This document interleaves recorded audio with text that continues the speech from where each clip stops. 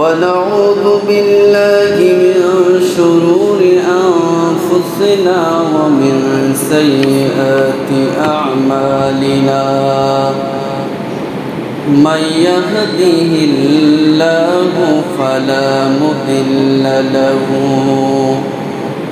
ومن يضلله فلا هادي له ونشهد أن لا إله إلا الله وأشهد أن محمدا عبده ورسوله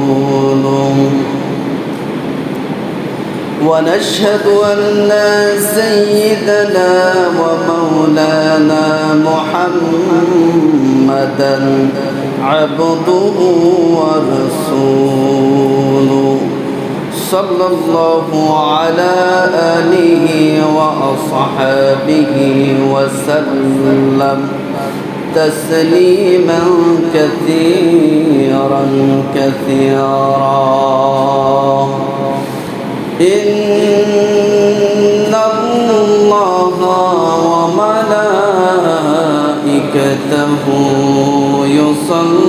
يصلون على النبي يا أيها الذين آمنوا صلوا عليه وسلموا تسليما يا اللهم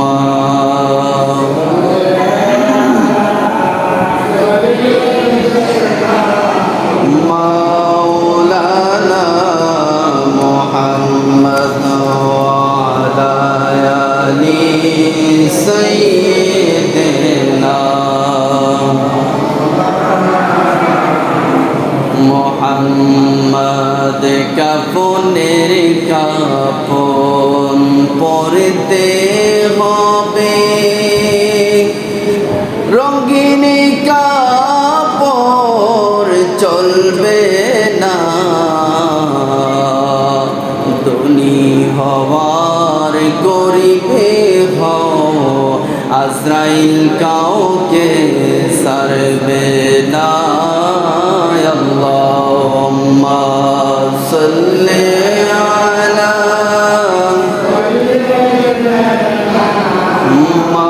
مولانا محمد وعلى آل سيدنا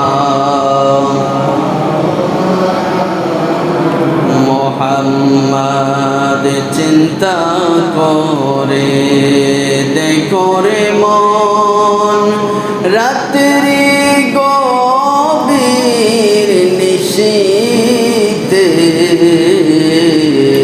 মরণ কালে কে যাবে তোর সঙ্গী হয়ে কবরে আল্লাহুম্মা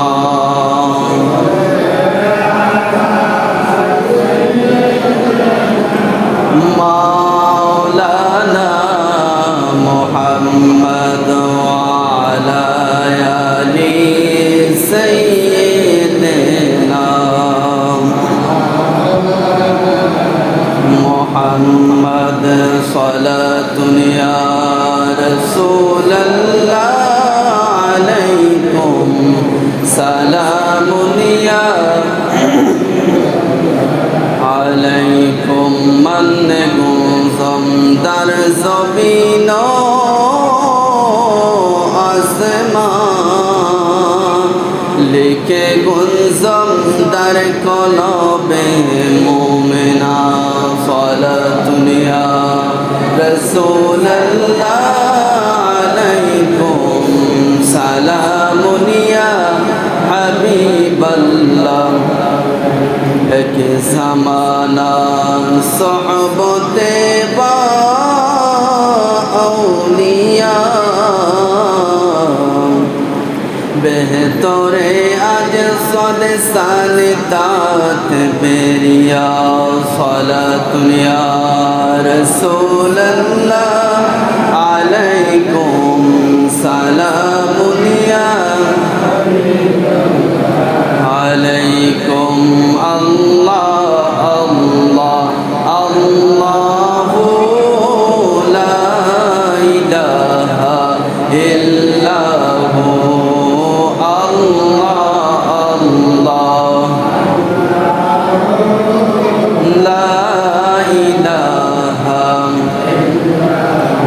নবী আপনি নূরের নবী আমরা নে করেন পার নাইলে আমরা ডুইবা মরব না জানি সাতার নবীজি আল্লাহ আল্লাহ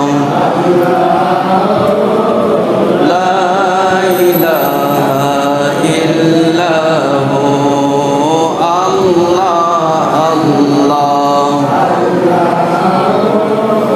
লা ইলাহা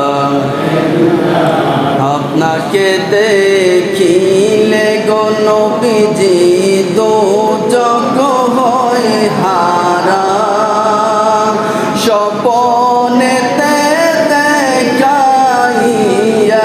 চেহারায় আনোয়ার নবীজি আল্লাহ আল্লাহ লা ইলাহা ইল্লাহু আল্লাহ আল্লাহ লা ইলাহা ইল্লাহু আল্লাহ আল্লাহ লা ইলাহা লা ইলাহা ইল্লাল্লাহ লা ইলাহা লা ইলাহা ইল্লাল্লাহ লা ইলাহা মরার আগে একবার মোর কামেল পীরের দামান্দর মোহাব্বতে জিকির কর লা ইলাহা ইল্লাল্লাহ লা ইলাহা লা ইলাহা ইল্লাল্লাহ লা ইলাহা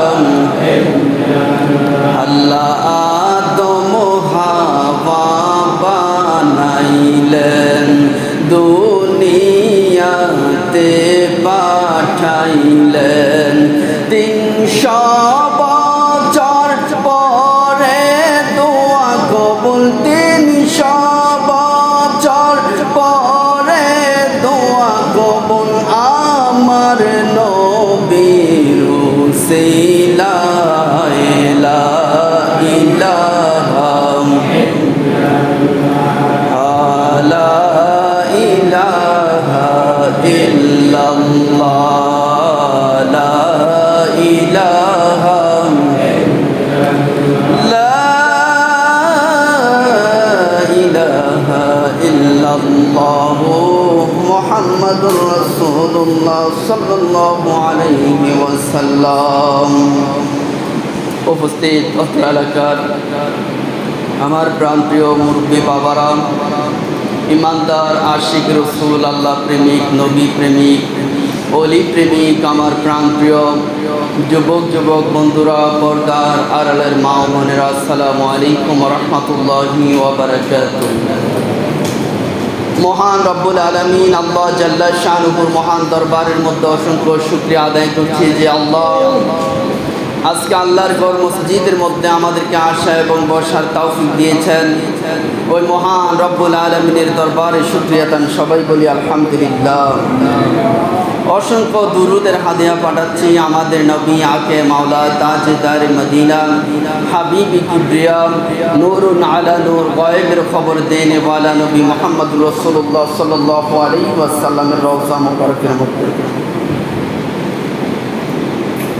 মহান রব্বুল আলামিন আল্লাহ আমাদেরকে পবিত্র মুহররম মাসের পরে আমরা আজকে সফর মাসের প্রথম জুমা আমরা পেয়েছি। চোখের পলকে আমাদের থেকে পবিত্র সেই আশুরার মাস, পবিত্র মুহররম মাস বিদায় নিয়েছে। মহান রব্বুল আলামিন আল্লাহ আমাদেরকে যেই নেক হায়াত দিয়েছে, আল্লাহ সুস্থ শরীর আমাদেরকে আল্লাহ উপহার দিয়েছে, আমরা এখনো আল্লাহর জিকির করতে পারি, দাঁড়িয়ে নামাজ আদায় করতে পারি, 5 ওয়াক্ত আল্লাহকে স্মরণ করতে পারি। যে আল্লাহ আমাদেরকে এই নিয়ামত দিয়েছে, আমাদেরকে আল্লাহ দুনিয়ার জমিনে রিজিকের ব্যবস্থা করে দিয়েছে, সেই মহান রব্বুল আলামিনের শুকরিয়া আদায় করে আমরা কখনো শেষ করতে পারবো না। সেই মহান রব্বুল আলামিন আল্লাহ আজকে যেহেতু সফর মাসের প্রথম জুমা, আজকে খুতবার বিষয় হচ্ছে নামাজের গুরুত্ব। আমরা জানি, আমরা যেহেতু একজন মুসলমান, প্রত্যেক মুসলমান নর নারী সকলের উপরে আমার আল্লাহ 5 ওয়াক্ত নামাজ আল্লাহ ফরজ করে দিয়েছে। রব্বুল আলামিন আল্লাহ বলে, বাইনাল আবদি ওয়া বাইনাল কুফরি তারকুস সালাত। মহান রব্বুল আলামিন আল্লাহ বলে যে হাবিব, আপনি আপনার উম্মতদেরকে জানিয়ে দিন, কাফের এবং মুসলমানের মধ্যে পার্থক্য হচ্ছে নামাজ। যেই ব্যক্তি নামাজ ছেড়ে দিল, সেই ব্যক্তি যেন ঈমান থেকে বের হয়ে গেল। কাফের এবং মুমিনের মধ্যে পার্থক্য হচ্ছে নামাজ পড়া এবং নামাজ ছেড়ে দেওয়া। একজন মানুষ যখন নামাজ পড়বে, 5 ওয়াক্ত নামাজের জন্য 5 বার সে ওযু করবে, সে পবিত্র থাকবে। তার শরীরের মধ্যে যখন নাপাক কোনো বস্তু লাগবে, লাগার সঙ্গে সঙ্গে ওই ব্যক্তি ওই নাপাক বস্তুটা ধুয়ে ফেলবে, কারণ সে 5 ওয়াক্ত নামাজ পড়বে। তাহলে ওই ব্যক্তি পবিত্র, পরিষ্কার পরিচ্ছন্নতা এবং যেই পরিষ্কার মুসলমানদের জন্য ঈমানের অঙ্গ, আত্মহুরু শাত্রুল ঈমান, পবিত্রতা হচ্ছে ঈমানের অঙ্গ। তাহলে আল্লাহ রাসূল বলে, একজন মুসলমান নামাজ পড়বে, সে পবিত্র থাকবে, আবার পরিষ্কারও থাকবে। মহান রব্বুল আলামিন আল্লাহ জানিয়ে দিলেন যে হাবিব, আপনার উম্মত যদি 5 ওয়াক্ত নামাজের জন্য 5 বার ওযু করে, তাহলে তার শরীরের মধ্যে কোনো নাপাকি থাকতে পারে না। যেমন হাদিসের মধ্যে আছে, কোনো ব্যক্তি যদি তার বাড়ির সামনে একটা পুকুর থাকে, সেখানে যদি সে দিনে 5 বার গোসল করে, তাহলে তার শরীরের মধ্যে কখনো নাপাক থাকবে না। এই জন্য আল্লাহ রাসূল বলেছে যে 5 ওয়াক্ত নামাজ পড়বে, 5 বার ওযু বানাবে, সে কখনো নাপাক থাকবে না, সে পবিত্র থাকবে। এখন মুমিন এবং কাফেরের মধ্যে হচ্ছে পার্থক্য হচ্ছে নামাজ পড়া আর নামাজ ছেড়ে দেওয়া। যারা কাফের বেঈমান আছে, অমুসলিম আছে, তারা নামাজ পড়ে না। আর আমরা যারা মুসলিম আছি, আমরা যারা মুসলমান আছি, আমরা নামাজ পড়ব এবং আমাদের উপরে নামাজ আল্লাহ ফরজ করে দিয়েছে। ফরজের বিধান হচ্ছে আল্লাহ রব্বুল আলামিন আমাদেরকে যেই বস্তুগুলা, যেই ইবাদতগুলা ফরজ করে দিয়েছে, ওইগুলা পৃথিবীর কোনো মানুষের পক্ষে কখনো স্যাক্রিফাইস করা সম্ভব হবে না। যে আপনি চাইলে আপনি নামাজ পড়তে পারেন, না হয় আপনি ইচ্ছা করলে আপনি নামাজ ছেড়ে দিতে পারেন। এইটা আল্লাহর ফরজ বিধানের ক্ষেত্রে কখনো এমনটা কিয়ামত পর্যন্ত কোনো আলেম, কোনো মুফতি, মুহাদ্দিস কখনো বলতে পারবে না। আল্লাহর রাসূল বলে দিয়েছে, যেই ব্যক্তি নামাজ পড়বে, আল্লাহ রব্বুল আলামিন বলে, মানুষ যখন মৃত্যুবরণ করবে, তাকে যেই প্রশ্ন কবরের মধ্যে সর্বপ্রথম হাসরের ময়দানে যেই প্রশ্নটা করা হবে, সেই প্রশ্ন হচ্ছে নামাজ। নামাজ সম্পর্কে আল্লাহ সর্বপ্রথম হাসরের ময়দানে নামাজের হিসাব নেবে বান্দার থেকে। এই জন্য আমাদেরকে নামাজ, 5 ওয়াক্ত নামাজ আদায় করতে হবে। আমাদের যাদের সন্তান বালেগ হয়ে গিয়েছে, আমরা তাদেরকে মেয়ে এবং ছেলেদেরকে আমরা নামাজের তাকিদ দিব। যখন তারা নামাজ পড়তে চাইবে না, তখন আমরা তাদেরকে ঘরের মধ্যে তাদের খাদ্য বন্ধ করে দিব। প্রয়োজনে তাদেরকে নামাজ না পড়লে আমরা তাদেরকে প্রহার করব। এখন দেখেন, আমরা তো আমাদের সন্তানরা নামাজ না পড়লে আমরা কখনো তাদেরকে ধমক দিয়েও কথা বলি না, আমরা কিছুই বলি না। এই জন্যে অন্যায় অনাচারের সংখ্যা দিন দিন বৃদ্ধি হচ্ছে। আল্লাহ রসুল বলেছে, ইন্নাস সালাতা তানহা আনিল ফাহশাই ওয়াল মুনকার। আল্লাহ রসুল বলেছে, নামাজ মানুষকে খারাপ কাজ থেকে বিরত রাখে। একজন মানুষ 5 ওয়াক্ত, যে ব্যক্তি প্রত্যেক 5 ওয়াক্ত প্রত্যেক দিন নামাজ আদায় করে, তার মাথার মধ্যে একটা টুপি থাকে, তার পরনের মধ্যে সুন্দর জামা থাকে, পবিত্র জামা থাকে। এখন যে ব্যক্তি বেনামাজি আছে, নামাজ পড়ে না, ওই ব্যক্তি চাইলে রাস্তার মধ্যে দাঁড়িয়ে অনেক খারাপ কাজ করতে পারে, অপছন্দনীয় কাজ করতে পারে।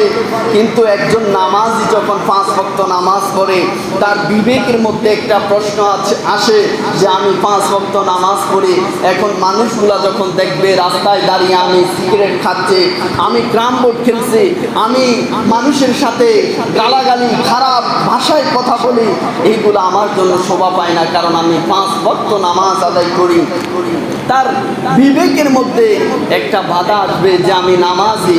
এই জন্য আল্লাহ রসুল বলেছে, নামাজি ব্যক্তিকে আল্লাহ খারাপ কাজ থেকে বিরত রাখে।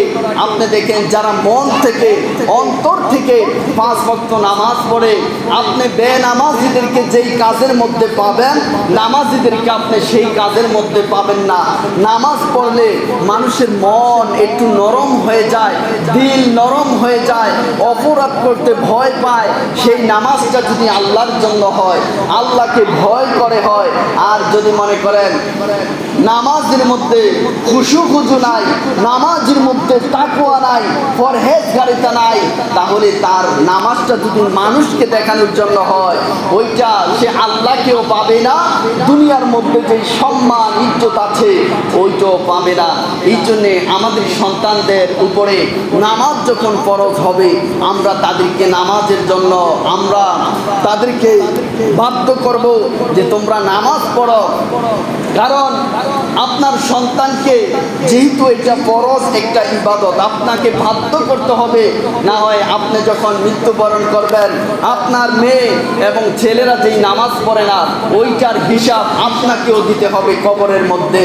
এই জন্যে আপনার সন্তান নামাজ পড়ে না, আপনি তাকে তাগিদ দিবেন, আপনি তাকে শাস্তি দিবেন, নামাজ কেন পড়লে না। এই জন্যে তাকে আপনি টাকা পয়সা দিবেন না, অটোমেটিকলি সে নামাজের মধ্যে চলে আসবে যখন আপনি কড়া করে দিবেন। আর যখন আপনি তাকে ছাড় দিবেন, নামাজের কথা বলবেন না, দিন দিন সে আরো খারাপ পথে চলে যাবে। আপনার সন্তানকে আপনি নামাজি বানান, আপনার মেয়েকে আপনি নামাজি বানান। নামাজির সন্তানের ঘরে, একটা নামাজি ব্যক্তির ঘরে, একটা নামাজি মেয়ের ঘরে আল্লাহ নেককার সন্তান দিবে। এই জন্যে আমরা সব সময় মুনাজাতের মধ্যে আমরা বলি, রব্বানা হাবলানা মিন আজওয়াজিনা ওয়া যুররিয়াতিনা কুররাতা আয়ুনি ওয়াজআলনা লিল মুত্তাকিনা ইমামা। রব্বুল আলামিনকে আমরা বলি, আল্লাহ আমাদেরকে একজন নেককার স্ত্রী দাও, একটা নেককার সন্তান দাও। আমরা আল্লাহর কাছে নেককার সন্তান চাই, নেককার স্ত্রী চাই। আপনি দেখবেন গোলাপ ফুলের মধ্যে গোলাপের ঘ্রাণ পাওয়া যায়, জবা ফুলের মধ্যে জবা ফুলের ঘ্রাণ পাবেন। আপনি যেই কোনো ফুল আছে ওই ফুলের মধ্যে আপনি সুঘ্রাণ পাবেন, কিন্তু একটা ময়লা যেখানে পালানো হয় সেখানে গেলে ময়লার দুর্গন্ধ পাওয়া যাবে।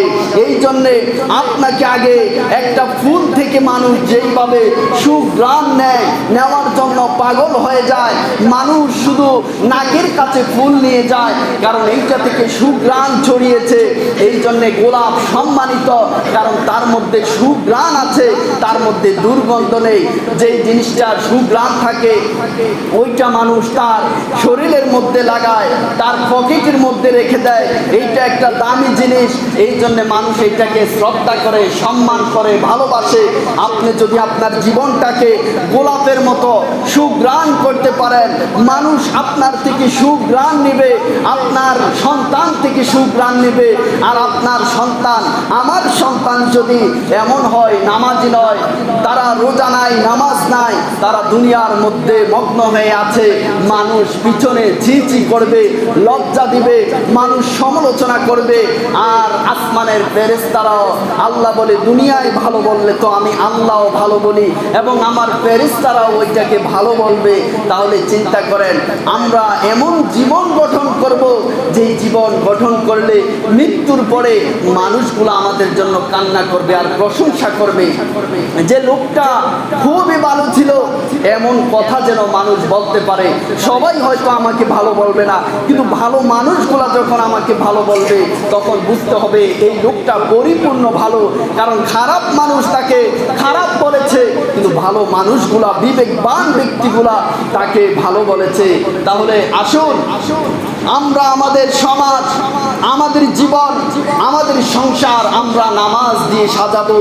নামাজ পড়লে যারা বিজ্ঞানী আছে তারা বলেছে, আল্লাহর রসুল যদি এই নামাজটাকে নামাজ হিসাবে ঘোষণা না করতেন, যেই সিস্টেমে, যেই পদ্ধতিতে মুসলমানরা রুকুতে যাচ্ছে, সিজদায় যাচ্ছে, সিজদায় গিয়ে 3 তাসবিহ পরিমাণ কমপক্ষে সিজদায় থাকে, তারা সিজদার মধ্যে আল্লাহর নাম বলে, সুবহান রাব্বিল আলা বলে তারা সিজদার মধ্যে থাকে।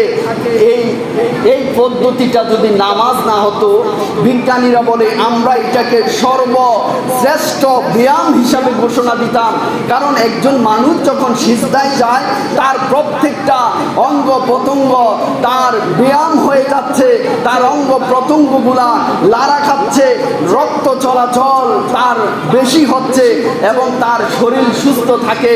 যারা 5 ওয়াক্ত নামাজ আদায় করে সিজদার মধ্যে যারা পড়ে থাকে, সিজদার মতো শান্তি, এমন শান্তি আর পৃথিবীর জমিনের মধ্যে নাই। যারা ঈমানদার তারা বলতে পারবে যে সিজদার মধ্যে কত মজা রয়েছে। আমার নবীজির সাহাবী মাওলা আলী রাদিয়াল্লাহু তাআলা আনহুর শরীরের মধ্যে তীর প্রবেশ করেছে। এখন উনি খুব কষ্ট পাচ্ছেন, রক্ত জমিনের মধ্যে পড়ে। আমার নবীর কাছে খবর আসলো যে ওনার শরীরের মধ্যে তীর প্রবেশ করেছে। তখন আমার নবী বললেন, মাওলা আলী যখন নামাজের মধ্যে দাঁড়াবে তখন তোমরা তার তীরটা টান দিয়ে বের করে ফেলবে। তখন মাওলা আলী রাদিয়াল্লাহু তাআলা আনহু উনি বলতেও পারবে না যে ওনার তীর কোন সময় খোলা হয়েছে। আল্লাহর রসুলের কথা মতো উনি যখন নামাজের মধ্যে দাঁড়ালো, নবীর সাহাবীরা মাওলা আলী রাদিয়াল্লাহু তাআলা আনহুর শরীর থেকে তীর টান দিয়ে খুলে ফেললেন। উনি নামাজের মধ্যে দাঁড়িয়ে আছে, উনি বলতে পারবে না যে ওনার তীর কখন খোলা হয়েছে। উনি সালাম ফিরালেন, সালাম ফিরানোর পরে উনি দেখলেন ওনার শরীরের মধ্যে যে তীর ছিল ওইটা কোন সময় সাহাবায়ে কেরাম খুলে ফেলেছে। তখন মাওলা আলী রাদিয়াল্লাহু তাআলা আনহু বলেছিলেন, আমার তীর কখন খোলা হলো আমি তো কিছুই বলতে পারবো না। আমার নবীর সাহাবাদের নামাজ ছিল এমন নামাজ, আর আমরা তো নামাজের মধ্যে যখন দাঁড়াই, আরেকটা কথা বলে দিচ্ছি, আমরা যখন নামাজের মধ্যে দাঁড়াই, অনেকে আমাকে অনেক সময় প্রশ্ন করে, আমি যখন বলি আপনি কেন নামাজ পড়েন না, নামাজ পড়েন, কবুল করার মালিক হচ্ছে আল্লাহ। বলে যে ভাই কিভাবে নামাজ পড়বো, নামাজের মধ্যে যখন দাঁড়াই দুনিয়ার সমস্ত দেন খেয়ালগুলো আমার চলে আসে, আমার টাকার হিসাব, আমার সংসারের কথা, আমার ছেলে মেয়ের চিন্তা ভাবনা, আমার ইত্যাদি দুনিয়ার যেই চাকরি আছে, ব্যবসা বাণিজ্য আছে, ওইগুলো আমার ব্রেনের মধ্যে নামাজের মধ্যে দাঁড়ালে অটোমেটিক চলে আসে। নামাজের মধ্যে দেন খেয়াল থাকে না, এই জন্য আমি নামাজই পড়ি না। আমি বললাম দেখেন আপনাকে শয়তান ধোঁকা দিচ্ছে, এইটা আমাদেরকে শয়তান করে, এটা আমাদের হবে। আপনি আমাকে বলেন, যেই ঘরের মধ্যে স্বর্ণ টাকা পয়সা দামি কোনো বস্তু নেই, সেখানে কখনো ডাকাত কি প্রবেশ করবে? বলল না, সেখানে ডাকাত প্রবেশ করবে না। আমি বললাম কোন ঘরে ডাকাত প্রবেশ করে? যেই ঘরের মধ্যে স্বর্ণ আছে, টাকা আছে, দামি দামি জিনিস আছে, ডাকাত জানে বা চোর যে চুরি করে সে জানে এই ঘরে দামি বস্তু আছে, সে ওই ঘরে প্রবেশ করবে। ভাঙ্গা ঘরের মধ্যে যেই ঘরে কোনো কিছু নাই, সেই ঘরে ডাকাত প্রবেশ করবে না। আমি বললাম আপনার অন্তরে ঈমান আছে, আপনার ইসলামী জ্ঞান আছে, আপনি কালিমা পড়ে মুসলমান হয়েছেন, আপনার অন্তরে দামি বস্তু আছে, ঈমান জিনিসটা শয়তান নষ্ট করতে চায় বিদায় আপনাকে বলেছে তোমার যেহেতু দুনিয়ার খেয়াল আসে, তুমি নামাজটা ছেড়ে দাও, নামাজ পড়বে না। আপনি শয়তানের সাথে হেরে গেলেন আর শয়তান জিতে গেল। আপনি যদি বলতেন দেন খেয়াল আসুক, আমি দেন খেয়ালকে আল্লাহর দিকে ফিরিয়ে আমি নামাজ পড়ব, শয়তান ওই সময় কান্না করে দৌড়ে চলে যেত। আপনি নামাজ পড়েন, নামাজের মধ্যে দাঁড়িয়ে যান, কারণ আপনার ভিতরে ঈমান আছে বিদায় এই দেন খেয়াল আসে। এখন দেখেন দেন খেয়াল আসবে, আমাদের অনেক চিন্তা ভাবনা আসবে, কিন্তু আমাদেরকে নামাজ পড়তে হবে, নামাজ আদায় করতে হবে, শয়তানের সাথে যুদ্ধ করে আমাদেরকে নামাজ পড়তে হবে। ওই নামাজটাই কবুল হবে যেই নামাজটা শয়তান ধোঁকা দেওয়ার পরেও আমরা নামাজের মধ্যে দাঁড়িয়ে গিয়েছি। আমি এমনও ঘটনা শুনেছি যে মানুষের এক লোকের 4টা দোকান আছে, এখন ওই ব্যক্তি আসরের নামাজের মধ্যে দাঁড়িয়েছে, ইমাম সাহেব ওই দিন 4 রাকাত নামাজের জায়গায় 3 রাকাত নামাজ পড়েছে। এখন সালাম ফিরানোর পরে মুসল্লিদের মধ্যে ঝগড়া শুরু হয়েছে। কেউ বলে যে আজকে 4 রাকাত নামাজ হয়েছে, আবার কেউ বলে আজকে 3 রাকাত হয়েছে। একজন লোক ডাক দিয়ে দাঁড়িয়ে বলে আমি বলতে পারবো আজকে কয় রাকাত নামাজ হয়েছে। উনি বললেন আজকে 3 রাকাত নামাজ হয়েছে। বলল তুমি কিভাবে বুঝলা? বলল আমার 4টা দোকান আছে, আমি প্রত্যেক দিন নামাজের মধ্যে দাঁড়িয়ে 4 রাকাত নামাজে আমি 4টা দোকানের টাকার হিসাব করে ফেলি। আজকে আমার 3টা দোকানের হিসাব হয়েছে আর একটা দোকানের হিসাব আমি করতে পারি নাই, তার মানে আজকে 3 রাকাত নামাজ হয়েছে। দেখেন একটা মানুষ যখন নামাজে দাঁড়াবে তার অসংখ্য কথা মনে আসবে, কিন্তু আপনি যদি সালামের আগে আপনি যদি মদিনার দিকে দেন খেয়াল করে আমার রসুলের মহাব্বত নিয়ে আপনি যেই সময় আপনি আল্লাহর রসুলকে সালাম দিচ্ছেন নামাজের মধ্যে, ওয়া আশহাদু আন্না মুহাম্মাদান আবদুহু ওয়া রাসূলুহু, আপনি মনে করবেন আপনি আল্লাহর রসুলকে দেখছেন। আপনি যখন আল্লাহকে আপনি সিজদা দিচ্ছেন, আপনি আল্লাহর কথা স্মরণ করবেন, মনে করবেন যে আল্লাহ আপনাকে দেখছে। আপনি আল্লাহকে না দেখলে কি হয়েছে, আল্লাহ আপনার সামনে আছে, এমন দেন খেয়াল করে যখন সালাম ফিরাবেন শয়তান কান্না করবে। ওই সময় আপনার দেন খেয়ালটা যত কষ্ট হোক আপনি ওই দিকে ফিরিয়ে আনবেন। আমরা তারপরেও নামাজ ছাড়বো না এবং মা বোনদেরকে আমরা নামাজ পড়ার তাগিদ দিব। আমরা বেনামাজি যারা আছে, বেনামাজির শাস্তি অনেক ভয়াবহ এবং তাদের দেখেন যারা নামাজ পড়ে, যারা নামাজ আদায় করবে আপনি তাদের দিকে একটু তাকাবেন। আমাদের অনেক ওলামায়ে কেরাম আছে, সাধারণ মানুষ আছে, আল্লাহ যাকে ইচ্ছা যেইভাবে আল্লাহর ভালো লেগেছে পছন্দ হয়েছে আল্লাহ মানুষকে সেইভাবে সৃষ্টি করেছে। অনেক মানুষের একটা চোখ নষ্ট, একজন মানুষের দেখা যাচ্ছে তার চেহারার মধ্যে মানে অনেকের সুন্দর, অনেকের একটু সমস্যা আছে। আল্লাহ বলে আমার কাছে যাকে যেইভাবে পছন্দ হয়েছে আমি আল্লাহ সেইভাবে আমার বান্দাকে সৃষ্টি করেছি, কারণ এইটা হচ্ছে একটা পরীক্ষার জায়গা। এই জন্যে দেখবেন যারা নামাজ পড়ে 5 ওয়াক্ত নামাজ ওযু করে নামাজ পড়বে, আমরা তো সবাই জানি যে ফজরের নামাজ যারা পড়বে তাদের চেহারা সুন্দর হবে, তাদের চেহারা নূরানি হয়ে যাবে। মৃত্যুর পরেও দেখবেন যারা নামাজ আদায় করত তারা যদিও কালো হয়, চামড়া কালো ঠিক আছে, কিন্তু চেহারার মধ্যে একটা মায়া থাকে, একটা মহব্বত থাকে, একটা ভালোবাসা থাকে তাদের মধ্যে। আর যারা আছে আপনি দেখবেন যারা একটু বেশি পাপ কাজ করে, অনেক আছে যারা মুনাফিকি করে, তারা যদি মানে আরো সুন্দর হয়, তাদের মানুষ যখন তাদের দিকে তাকায় তৃপ্তি পায় না, মহব্বত আসে না। কিন্তু একটা মানুষ যখন কালো হয়, তার ভিতরে নবীর মহব্বত থাকে, ওলিদের মহব্বত থাকে, আল্লাহর মহব্বত থাকবে। সে যদি আল্লাহ এবং রসুলের পথে চলে, দেখবেন তার চেহারার মধ্যে একটা মায়া থাকে, তার কথার মধ্যে মায়া থাকবে। তার দিকে যখন আপনি তাকাবেন, আল্লাহ এবং রসুলের কথা মনে হবে। আল্লাহর রসুল তো বলেছে, যার দিকে তাকালে তোমরা আল্লাহ এবং রসুলের কথা স্মরণ হয়, তোমরা তাদের সাথে বন্ধুত্ব করো। তোমরা যারা সালিহিন মুত্তাকি আছে, তাদের সাথে বন্ধুত্ব করো। এই জন্যে আপনি যখন তেল দোকানে যাবেন, ডিজেল বা কেরাসি দোকানে যখন যাবেন, সেখানে আপনি আতরের ঘ্রাণ কখনো পাবেন না। আপনি যখন আতর দোকানে যাবেন, সেখানে যদি আপনার কোনো লাভও না থাকে, কোনো কাজ না থাকে, আপনি সেখানে গেলে সুঘ্রাণ পাবেন। তো আমরা যেখানে সুঘ্রাণ আছে, আমরা সেখানে যাব।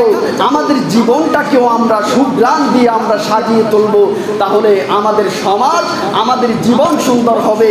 আল্লাহর রসুলের সামনে তখন আমরা দাঁড়াতে পারবো, আল্লাহর রসুল আমাদেরকে শাফাআত করবে। আর আমরা যদি নামাজ না পড়ি, আমাদের সন্তানদেরকে যদি আমরা ভয় পেয়ে নামাজের তাকিদ না দিচ্ছি, আমরা তাদেরকে খাওয়াচ্ছি, আমরা কাদেরকে বড় করতেছি, আমরা তাদেরকে দিন ধর্ম শিক্ষা দিচ্ছি না, আল্লাহর রসুলের সামনে আমরা লজ্জিত হয়ে যাব। আল্লাহর সামনে আমরা কিভাবে দাঁড়াবো, এই চিন্তা করে আমরা আমাদের জীবনটাকে সাজাবো। আমরা যারা এখনো ছেলে মেয়েরা নামাজ পড়ে না, তাদেরকে নামাজি বানান, দেখবেন অটোমেটিকলি সে খারাপ রাস্তা থেকে ফিরে এসেছে, খারাপ বন্ধুদের থেকে ফিরে আসবে। তারা আল্লাহ এবং রসুলের পথে যদি তারা ফিরে আসে, তাহলে আপনাদের জীবন সুন্দর হবে, মৃত্যুর পরে আপনাদের জন্য দোয়া করবে। এইটাই আমাদের কামনা। আমাদের শান্তি চাই, আমরা চাই আমাদের ভাইগুলা যেন শান্তিতে থাকে, তারা যেন জান্নাতি হয়ে যায়।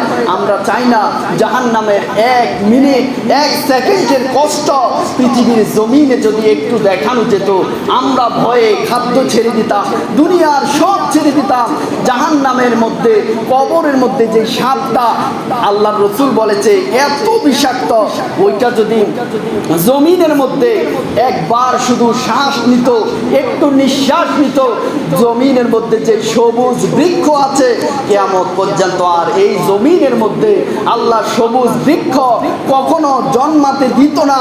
তাদের বিষ এত কঠিন, যদি একবার নিঃশ্বাস নিত, আর সেই সাপগুলা যদি আমাদেরকে কামড় দেয়, ওই দিন আমাদের পাশে কেউ থাকবে না, ওই দিন আমাদেরকে কষ্ট ভোগ করতে হবে। এই জন্যে কমপক্ষে আমাদের কথা চিন্তা করে আমরা আমাদের জীবনটাকে সাজাবো। আল্লাহ পাক রব্বুল আলামিন আমাদের সবাইকে